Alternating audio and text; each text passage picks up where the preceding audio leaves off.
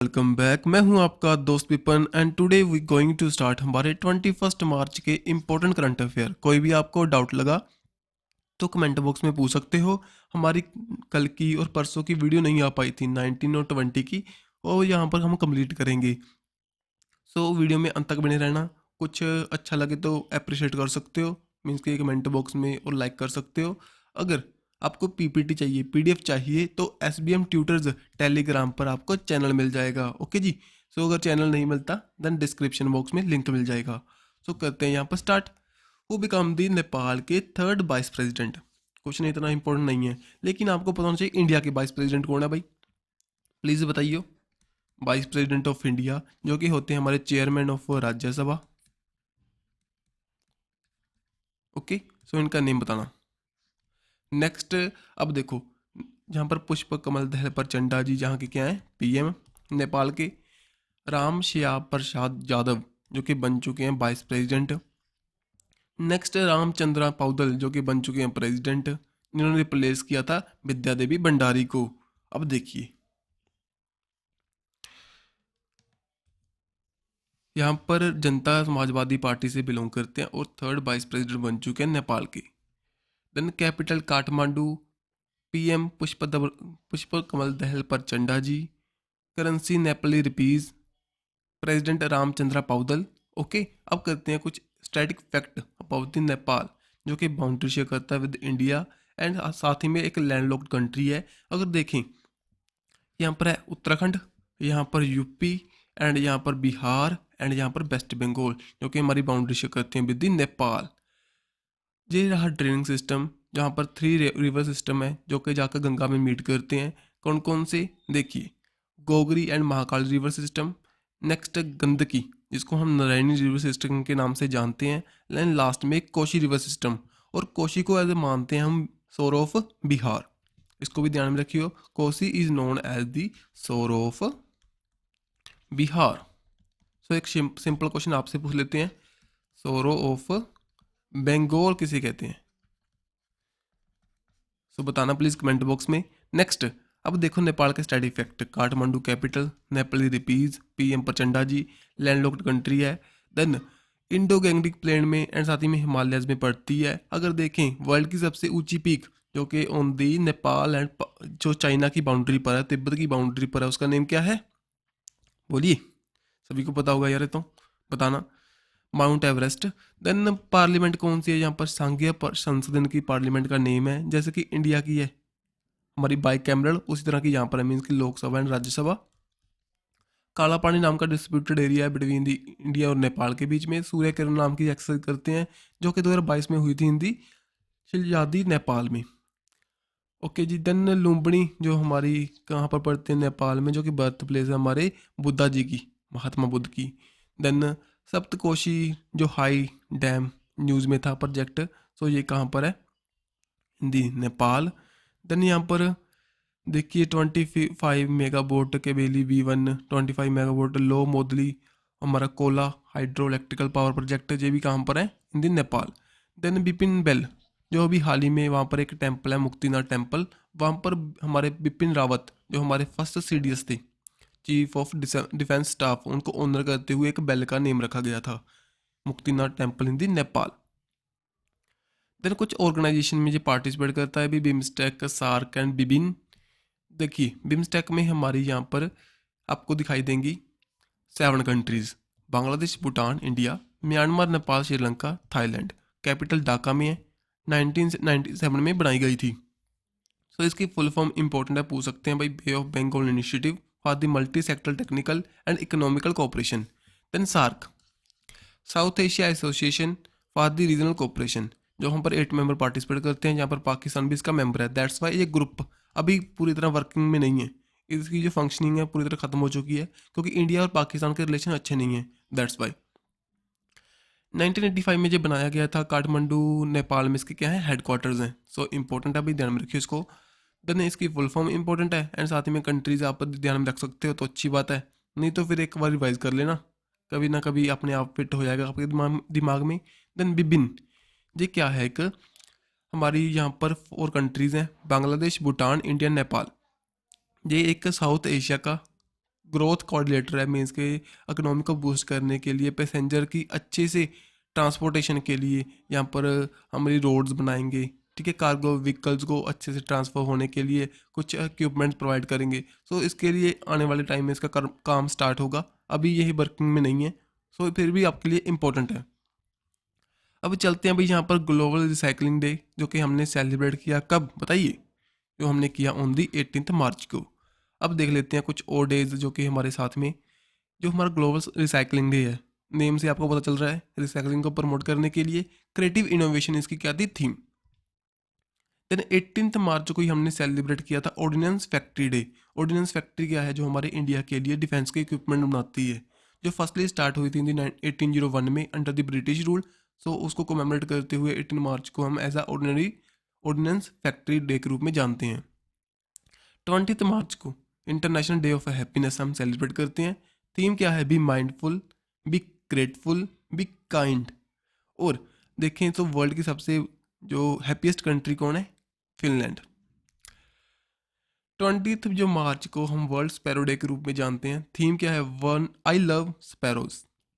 Then उसके बाद में 20 मार्च को ही हम वर्ल्ड ओरल हेल्थ डे के रूप में जानते हैं। Be proud of your mouth, आपकी जो माउथ के रिलेटेड जो भी बीमारीज हैं, डिजीज़ हैं, उनके बारे में बताने को लेकर ये सब करते हैं, ठीक है जी। नेक्स्ट चलते हैं इंडिया का रेलवे। India's railway to become net zero carbon emitted by. So यहाँ पर जो हमारे अजनबी वैष्णव के द्वारा एक स्टेटमेंट दी गई। सो बताइए कब तक हमारी इंडियन रेलवे है नेट जीरो हो जाएगी, कार्बन एमिटर हो जाएगी, बाय दी 2030 तक। अब जो 2025, 2047, 2070, सो इनके बारे में आप बता सकते हो प्लीज़, आपके लिए इंपॉर्टेंट है। सो कमेंट बॉक्स में बताना इनके बारे में, सभी आपके लिए क्वेश्चंस हैं। नेक्स्ट चलते हैं। अब इंडियन रेलवे ने बताया अभी 2030 तक वो बन जाएगी नेट जीरो कार्बन एमिटर, जो हमारे यूनियन रेलवे मिनिस्टर हैं अश्विनी वैष्णव जी। देन प्रोक्योरमेंट ऑफ इलेक्ट्रिसिटी, ये जहाँ से प्रोक्योर करेंगे वहाँ पर रिन्यूएबल सोर्स ऑफ एनर्जी को हम यूज़ करेंगे, ओके जी। साथ ही में पेड़ लगाएंगे, बहुत सी अदर प्रमोशन एक्टिविटीज़ करेंगे, सोलर को प्रमोट करेंगे, हाइड्रो हमारी ट्रेन आ जाएंगी, ठीक है जी। नेक्स्ट यहाँ पर फर्स्ट हाइड्रो ट्रेन जो वर्ल्ड में चली थी कहाँ पर, इन दी जर्मनी। एंड देखा जाए एशिया में फर्स्ट कहाँ पर चली थी, इन दी चाइना में। और इंडिया इंट्रोड्यूस करेगा 22 दिसंबर 2023 तक। फर्स्टली इन दी कालका शिमला जो हमारा रूट है वहाँ पर प्रोवाइड की जाएगी हाइड्रोजन ट्रेन। IRCTC जो हमारा मेनली टूरिज्म एंड जो हमारी रेलवे कॉरपोरेशन के लिए काम करता है भाई, उनके द्वारा स्टार्ट किया गया था भारत नेपाल अस्था यात्रा, जो कि हमारे देखो अपना देश के मोटिव किससे स्टार्ट हुई थी। नेक्स्ट यहाँ पर इंडिया ने बुलेट ट्रेन को स्टार्ट किया करेगा बाय दी अगस्त 2026 तक, समझे बात भाई। Then where is the international criminal court headquarters, बताइए ये कहाँ पर है, the Hague. The Hague Netherland में पाए जाते हैं भाई। अगर आपसे पूछ लें ICC के, जहाँ पर क्या है आपके लिए एक डिफिकल्टी आ जाएगी। ICC क्या हो सकती है, इंटरनेशनल क्रिकेट काउंसिल, वो उसके कहाँ पर है, इन दी दुबई। एंड जो हमारे ICC इंटरनेशनल क्रिमिनल कोर्ट के कहाँ पर है, इन दी हेग दी नेदरलैंड में। अब देखिए कुछ फैक्ट जो बता चुका हूँ, इंटरनेशनल क्रिमिनल कोर्ट के हेडक्वार्टर दी हेग्स में, ओके। अभी हाल ही में क्या था, न्यूज़ में था, क्योंकि व्लादिमीर पुतिन जो रशिया के प्रेसिडेंट हैं उनके खिलाफ अरेस्ट वारंट जारी किया था इनके द्वारा, जो कि वहाँ से ट्रांसफ़र कर रहे हैं यूक्रेन से बच्चों को रशिया में, that's why. Next international cricket council के दुबई में हेडक्वार्टर्स हैं। देन अगर देखें यूनाइटेड नेशन के 6 ऑर्गन्स हैं, इसमें से जो हमारे 5 ऑर्गन्स हैं उनके हेडक्वार्टर है न्यूयॉर्क में, और 1 के कहाँ पर है, इन दी हेग में। न्यूयॉर्क में कौन कौन से हैं, the General Assembly, Security Council, Economic and Social Council, Trusteeship Council and the Secretariat. सभी को फैक्टर ध्यान में रखियो। देन रुचिरा कंबोज हैं जो कि इंडिया के परमानेंट रिप्रेजेंटेटिव हैं यूनाइटेड नेशन के लिए। यूनाइटेड नेशन कब बना था, 24 अक्टूबर 1945 को, तभी हम उसी दिन जानते हैं as a United Nation day के रूप में। अब देखो उसी दिन 24 अक्टूबर को हम सेलिब्रेट करते हैं वर्ल्ड पोलियो डे, एंड साथ ही में इंडो तिब्बतियन बॉर्डर पुलिस की राइजिंग डे, समझे बात भाई। जो इंडो तिब्बतियन बॉर्डर पुलिस है वो मेनली चाइना के साथ हमारी बाउंड्री लगती है, उसको प्रोटेक्ट करने के लिए काम करती हैं। जो हमारी ये फोर्स है अंडर दी होम मिनिस्ट्री काम करती है, समझे भाई। तो चलते हैं नेक्स्ट। पेनियार रिवर डिस्प्यूट कौन सी स्टेट के बीच में था? तमिलनाडु एंड, सो यहाँ पर कौन सा आंसर है हमारा? सो यहाँ पर भाई कोई भी आंसर नहीं है। सो सॉरी, यहाँ पर क्या आना था हमारा? कर्नाटका। सो पीपीटी में मैं आपको सेट कर दे दूंगा। सो यहाँ पर क्या आना था? कर्नाटका के साथ डिस्प्यूटेड एरिया है अभी हाल ही में इस रिवर को लेकर, सो दैट्स वाई न्यूज़ में था। देन अगर देखें आर्टिकल 262 बताता है जो हमारी पार्लियामेंट है एक inter state river water dispute act के अंडर एक बॉडी बना सकती है, ठीक है जी। सो वो उसके लिए काम करेगी प्रोटेक्शन को, उनके जो डिस्प्यूट हैं। अगर देखें कुछ और अभी हाल ही में डिस्प्यूटेड एरिया थे, सतलुज जमुना लिंक जो कि हरियाणा और पंजाब के बीच में है, महिंद्रा रिवर डिस्प्यूट जो कि गोवा, महाराष्ट्र और कर्नाटका के बीच में है। देन महानदी कहाँ पर बहती है भाई? सभी को पता होगा, छत्तीसगढ़ उड़ीसा में, सो वहाँ पर भी इसका डिस्प्यूट है। देन देखिए बिंसधारा वाटर डिस्प्यूट जो कि कौन सी स्टेट के बीच में? आंध्र प्रदेश एंड उड़ीसा के बीच में। Next Krishna water dispute between the Telangana, Karnataka and Andhra Pradesh के बीच में। चलिए आगे देखिए, इंडिया का एआई प्लेटफॉर्म अभी हाल ही में लॉन्च हुआ, बताइए किसके द्वारा लॉन्च हुआ? जो कि हेल्प करेगा, सपोर्ट करेगा हमारे स्टार्टअप्स को in the field of artificial intelligence. देखिए अगर इंग्लिश में रीड कर सकते हो, Indian AI platform aim to support research and the provide tool for the startups in the field of artificial intelligence. बताइए किन के द्वारा लॉन्च हुआ? ये लॉन्च हुआ by the ministry of electronics and the IT. इनके द्वारा लॉन्च किया गया with the help of NASSCOM, national association of the software and the service companies. इनके द्वारा इनको लॉन्च हुआ जो कि हमारे स्टार्टअप को सपोर्ट करेगा इन द फील्ड ऑफ इंटेलिजेंस। मेरे लिए लॉन्च हुआ था 2018 में, समझे भाई। सो इसका जो एस्टिमेट बता रहे हैं 967 बिलियन जो इंडिया की इकोनॉमी में ये सर्व करेगा बाय द 2035 तक। और देखा जाए अब 2025 तक कितना कर रहा है जी हमारा? 450 से लेकर 500 बिलियन तक। ओके जी, जो मेनली 10% होगा, जो हमारी 5 ट्रिलियन की जीडीपी हो जाएगी, उसका 10% ये कंट्रीब्यूट करना स्टार्ट करेगा। सो दैट्स वाई हम इसमें इन्वेस्टमेंट करनी हमारी स्टार्ट कर चुके हैं। अब देखिए बाजू लिंक, ये क्या है? हमारी इंडियन एयरफोर्स के द्वारा लॉन्च हुआ था, एक प्लेटफॉर्म है जो हमारे नाविक को यूज़ करेगा। देन आधार मित्रा जो कि हमारा unique identification development authority of India, उनके द्वारा रिलीज़ किया गया था आधार को लेकर, हेल्प करने को लेकर लोगों की। देन अमा कुरिशी जो कि इंडिया का फर्स्ट किसान बेस्ड, किसानों के लिए क्या है? एक चैटबॉट है। कहाँ पर लॉन्च हुआ था? इन दी उड़ीसा में, बाल मित्रा बाय दी दिल्ली गवर्नमेंट के द्वारा, ठीक है जी। देन यहाँ पर ग्लोबल मिलेट्स कॉन्फ्रेंस इनॉग्रेट हुई थी पीएम मोदी के द्वारा। कहाँ पर? ये आपको दिखाई दे रहा है भाई, सो पोस्टर में दिखाई दे रहा है, न्यू दिल्ली में इसको इनॉग्रेट किया गया था। मेनली मिलेट्स को प्रमोट करने के लिए, मोटा अनाज को। मेनली आपको पता होगा इंटरनेशनल जो यूनाइटेड नेशन के द्वारा जो हमारा 2023 को as a international year of millet हम जान रहे हैं, ठीक है। सो दैट्स वाई जो स्टेप उठाया गया, हमारे मिलेट्स को प्रमोट करेंगे जो कि एक न्यूट्रिशनफुल है, साथ ही में इजीली टू हम इनको ग्रो कर सकते हैं, मीन्स कि ज़्यादा वाटर की ज़रूरत नहीं पड़ती, ठीक है जी। और फार्मर्स के लिए भी वेलफेयर है, जहाँ पर एक इनकम का सोर्स बन सकते हैं, किसी भी एरिया में उगा सकते हैं इनको। देन सिक्किम, अभी हाल ही में सिक्किम में B20 की मीट हुई। B20 का मीनिंग क्या है? यहाँ पर बिजनेस को लेकर अपॉर्चुनिटी प्रोवाइड करते हुए in the tourism sector, hospitality, pharmaceutical, organic farming में ये लॉन्च हुई, ठीक है, इन दी गैंगटोक सिक्किम में under the presidentship of G20। Haridwar news में था इंटरनेशनल आयुर बेट कॉन्क्लेव, जो जिसका थीम क्या था? Veterinary and the Ayurveda. Mainly Ayurveda को प्रमोट करने के लिए ये इनॉग्रेट किया गया बाय द संजीव बालिया के द्वारा, जो कि यूनाइटेड यूनियन मिनिस्टर है state for the animal husbandry, diary and fishery के।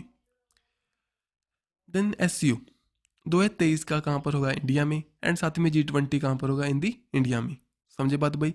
अब आपके लिए क्वेश्चन है, एक सिंपल सा क्वेश्चन है, प्लीज़ बताना G20 की जो थीम क्या है? सिंपल सी थीम है, सभी को पता होगी।